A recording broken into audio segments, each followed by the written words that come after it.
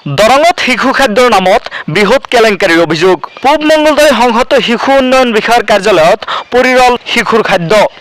যি সময়ত বিজেপি চৰকাৰে সিন্ডিকেট বন্ধ কৰাৰ বিভিন্ন পদক্ষেপ গ্ৰহণ কৰিছে, তেনে সময়ত দৰঙত সমাজ কল্যাণ বিভাগৰ ওপৰত শিশু খাদ্যৰ নামত এক বৃহৎ কেলেংকাৰীৰ অভিযোগ উত্থাপন হৈছে।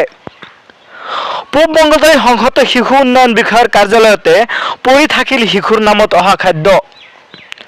দৰঙত প্ৰথমবাৰৰ বাবে অংগনবাদী কেন্দ্ৰসমূহলৈ ঠিকাদাৰে যোগান ধৰিছে শিশুৰ খাদ্য। যোগানকাৰীয়ে একেবাৰে নিম্নমানৰ খাদ্য যোগান ধৰাৰ বাবে অংগনবাদী কেন্দ্ৰৰ কৰ্মী আৰু অভিভাৱকে সমজি নললে খাদ্য পৰি থাকিল পূব মঙ্গলদৈ সংহত শিশু উন্নয়ন বিষয়াৰ কাৰ্যালয়ত। দৰঙত শিশু খাদ্যৰ নামত এক বৃহৎ কেলেংকাৰীৰ অভিযোগ। এই অভিযোগ উত্থাপন হৈছে দৰং জিলাৰ অতিৰিক্ত উপায়ুক্ত পল্লৱী কছাৰীৰ বিৰুদ্ধে।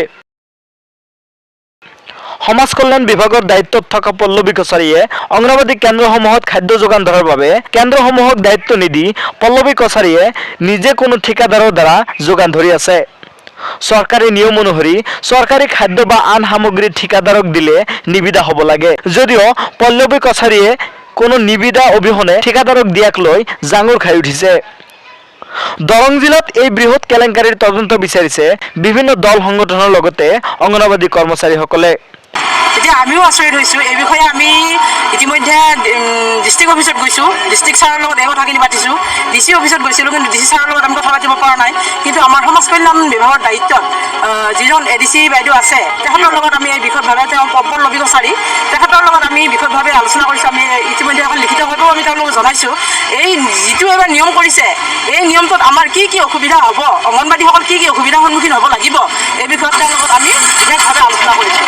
আমি অসুবিধা আমি কৈ আছোঁ। আমি যিদিনা ডিষ্ট্ৰিক্ট ছাৰৰ ওচৰত গ'লোঁ, তেখেতক আমি আমাৰ অসুবিধাসমূহ আমি জনালোঁ আৰু কিয় দৰং জিলাত এই নিয়মটো কৰা হ'ল সেইটো সুধিলোঁ। কাৰণ যিহেতু আমাৰ প্ৰেচিডেণ্ট আছে, পৰিচালনা সমিতি এখন আছে, সেই সমিতিক দায়িত্ব সম্পূৰ্ণভাৱে দিয়া হৈছিলে। আগে পিছে যিবিলাক আমাৰ শিশুৰ নামত খাদ্য আহে, সেইবিলাক আমাৰ পৰিচালনা সমিতিৰ জৰিয়তে আমাৰ চেক যোগে পইচা উঠোৱা হয়। বহুত প্ৰেচিডেণ্টো আমাৰ লগত বেংকলৈ যায় বস্তু কিনিবলৈ, একেলগে আমি উন্নত মানদণ্ডৰ আমি বস্তু কিনি আমি শিশুক খুৱাওঁ। যিহেতু শিশুসকলে হৈছে আমাৰ ভৱিষ্যত নাগৰিক। এতিয়া কোনে দিছে বুলি ক'লে আমি এতিয়া তেনেকৈ আমি ক'ব নোৱাৰিম। কিয় নোৱাৰিম? এইটো DC অফিচৰ বুলি কৈছে, DC অফিচৰ পৰা আমাক দিব দিছে বুলি কৈ আছে। তেনেকৈ দি আছে, কোনোবা হয়তো NGO কোনোবাই ছাপ্লাই দিছে। ছাপ্লাইত তাৰমানে আমি বস্তুবিলাক এনেকুৱা পাইছোঁ, যিটো নেকি গাখীৰৰ পেকেট দিছে, সেই গাখীৰৰ পেকেট আমি আগতে নামেই শুনা নাই। আৰু যিটো গকুল তেলটো হয়তো মঙলদৈত পোৱাই নাযায়। গকুল তেলটো তথাপি আমি কালি ADC বাইদেউৰ আগত ক'লোঁ গকুল তেলটোৰ বিষয়ে।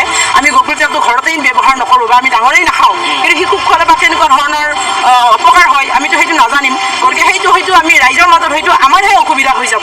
আগতে যেনেকুৱা পদ্ধতি আছিলে, ঠিক সেই পদ্ধতিটো হোৱাটোৱেই ভাল। কাৰণ আমি কণীৰ আজিকালি দোকানটো চবতেই পোৱা যায়, সেইকাৰণে চিষ্টেম নালাগে। কিয় লাগে?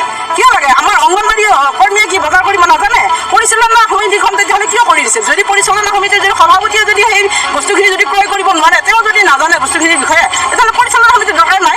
আমি এইটো বিচাৰিছোঁ, যদি সেইটো চিষ্টেম কৰে, তেতিয়াহ'লে আমাক একাউণ্ট নালাগে, পৰিচালনা সমিতি নালাগে, আমাৰ একাউণ্ট বন্ধ কৰি দিয়ক, সম্পূৰ্ণভাৱে তেওঁলোকে যোগান ধৰক।